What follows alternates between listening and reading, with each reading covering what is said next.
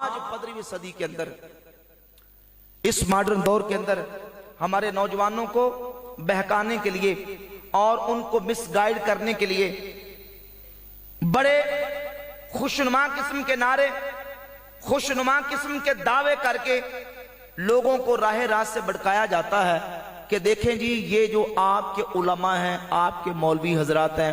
یہ بزرگوں کی بات کرتے ہیں، یہ بابوں کی بات کرتے ہیں، ہم قرآن و حدیث کی بات کرتے ہیں۔ اب سمجھیے اس دھوکے کا جواب جو کہتے ہیں کہ دیکھیں یہ بابوں کو بزرگوں کو مانتے ہیں، بھئی اللہ کے فضل و کرم سے ہم بزرگوں کو مانتے ہیں، ہم بابوں کو مانتے ہیں، کیونکہ بزرگوں کو مانے بغیر نہ ہم پورے کا پورا دین ہم تک پہنچتا ہے، نہ ہم دین پر عمل کر سکتے ہیں، کیونکہ دین جو ہم تک پہنچا ہے یہ بھی امت کے بزرگوں اور بابوں کے ذریعے سے پہنچا ہے۔ کہتے نہیں یہ بابوں کے ذریعے کیسے پہنچا؟ وہ تو حدیثوں کے اندر حدیثیں لکھی ہوئی ہیں، توجہ کریں ذرا، حدیثوں کے اندر کتابوں کے اندر حدیثیں لکھی ہوئی ہیں۔ امام بخاری کی صحیح بخاری پڑھ لیں، امام مسلم کی صحیح مسلم پڑھ لیں، بخاری مسلم کے اندر حدیثیں موجود ہیں۔ تو میں نے جواب دیا کہ بھئی دیکھو تم کہتے ہو بخاری مسلم پڑھ لو، یہ بتاؤ کہ بخاری مسلم اللہ کے نبی نے لکھی ہے، صحابہ نے لکھی ہے؟ کس نے لکھی؟ بخاری امام بخاری نے لکھی ہے، صحیح مسلم امام مسلم نے لکھی ہے۔ امام بخاری بھی امت کے بابے ہیں،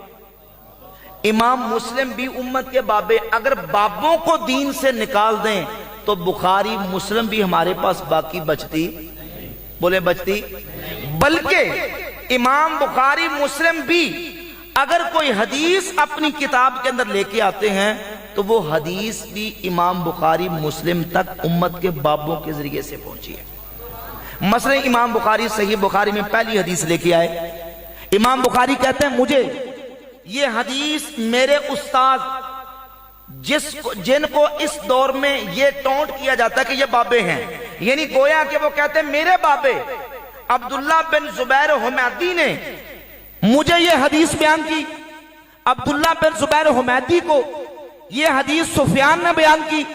سفیان کو یہ حدیث ان کے بابے یحییٰ بن سعید نے بیان کی، یحییٰ بن سعید کے بابے ابراہیم تیمی نے، محمد بن ابراہیم تیمی نے حدیث بیان کی، وہ کہتے ہیں مجھے میرے بابے علقمہ بن وقاص لیثی نے حدیث بیان کی، وہ کہتے ہیں میں نے یہ حدیث حضرت عمر ابن خطاب فاروق اعظم سے سنی، حضرت عمر کہتے ہیں میں نے اللہ کے رسول سے سنا، حضور فرماتے انما الاعمال بالنیات، اعمال کا دار و مدار نیت، یعنی اللہ کے رسول صلی اللہ علیہ وآلہ وسلم سے حدیث امام بخاری تک پہنچی تو امت کے بابوں کے ذریعے سے پہنچی۔ اگر یہ بابے درمیان میں سے نکال دیں، علماء جانتے ہیں، طلباء جانتے ہیں، حدیث جو ہے وہ دو چیزوں کا نام ہے، ایک سند اور دوسرا متن، ایک سند اور دوسرا سند، یہ چین ہے، یہ سلسلۃ الرجال الموصلۃ الی المتن، جو سلسلہ رجال کا متن تک پہنچانے والا ہے اسے سند کہا جاتا ہے۔ اگر یہ رجال کا سلسلہ، یہ بابوں کا سلسلہ درمیان میں سے نکال دیں تو حدیث ہمارے تک جو پہنچی ہے اس کی استنادی حیثیت باقی نہیں رہ جاتی، بولے باقی؟ حدیث سند اور متن دونوں کا نام ہے، اور حدیث بھی ہم تک پہنچی ہے تو امت کے بزرگوں کے ذریعے سے پہنچی ہے، امت کے بابوں کے ذریعے سے پہنچی ہے۔ یہ جو امت کے نوجوانوں کو امت کے بزرگوں سے بدزن کرنے کی ایک سازش ہے، اور دعویٰ یہ کیا جاتا ہے کہ ہم قرآن و سنت کی بات کرتے ہیں، قرآن و حدیث کی بات کرتے ہیں، یہ اپنے دل کی تختیوں پہ لکھ لینے والی بات ہے کہ بھئی قرآن کا مطلب وہ لیا جائے گا جو اللہ کے نبی صلی اللہ علیہ وآلہ وسلم کی سنت سے معلوم ہوا، صحابہ کی تفسیر سے معلوم ہوا، اور سنت اور حدیث کا مطلب وہ لیا جائے گا جو صحابہ اہل بیت اور امت کی اماموں نے بیان فرما دیا۔ ورنہ صرف قرآن کا دعویٰ کرے اور اس کا مفہوم و مطلب اپنی طرف سے باطل گھڑ کے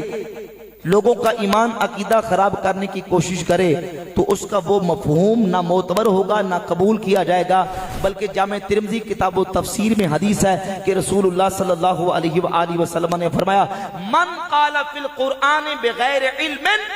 فَلْيَتَبَوَّأْ مَقْعَدَهُ مِنَ النَّارِ، جس نے قرآن میں بغیر علم کے کوئی بات کی وہ اپنا ٹھکانہ جہنم میں بنا لے۔ من قال قرآن